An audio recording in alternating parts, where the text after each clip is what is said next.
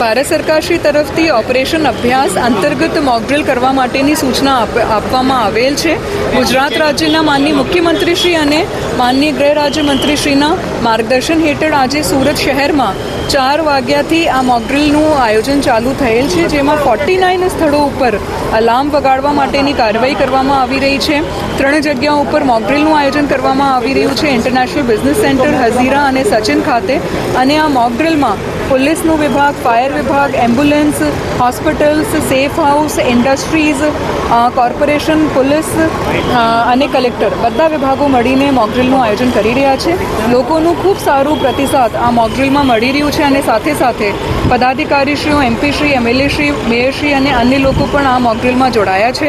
સાંજે 7:30 વાગ્યાથી સમગ્ર સુરત શહેરમાં અડધા કલાક માટે 8 વાગ્યા સુધી બ્લેકઆઉટનું પણ આયોજન કરવામાં આવ્યું છે.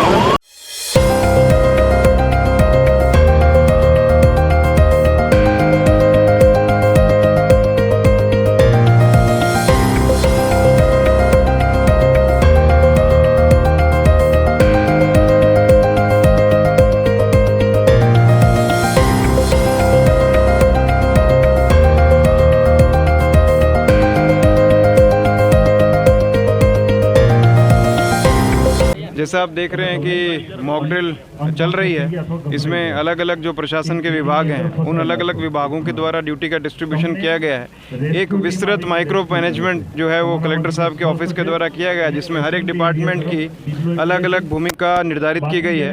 और उस भूमिका के तहत यहाँ मॉक ड्रिल में जो बड़ी संख्या में वॉलंटियर्स आए हैं, उन वॉलंटियर्स को भी अलग अलग विभागों के साथ संकलन करवा करके हर एक विभाग का क्या कामगिरी है उससे परिचित कराया जा रहा है.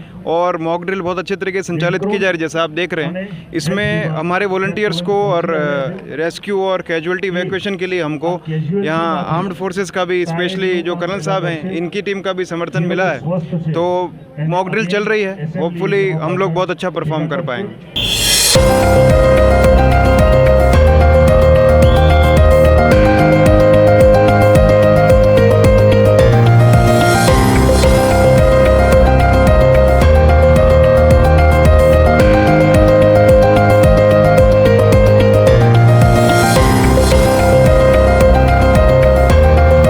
દેશની સાંપ્રત પરિસ્થિતિને અનુલક્ષીને કેન્દ્ર સરકારે જે ગૃહ વિભાગે જે ગાઈડલાઈન બહાર પાડી હતી એનું અનુલક્ષીને ગુજરાતના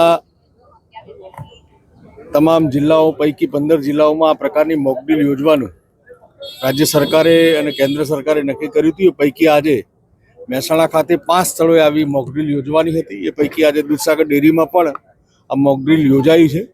સંકટના સમયમાં દુશ્મન દેશ ક્યાં એટેક કરે એની જાણકારી ન હોય, પરંતુ આવી મોટી સંસ્થાઓ પર એટેક કરે તો એ પરિસ્થિતિમાં શું કરી શકાય, બચાવ માટે શું કરી શકાય, એ માટે વહીવટી તંત્ર દ્વારા આ મોકડ્રીલનું આયોજન કરવામાં આવેલું હતું.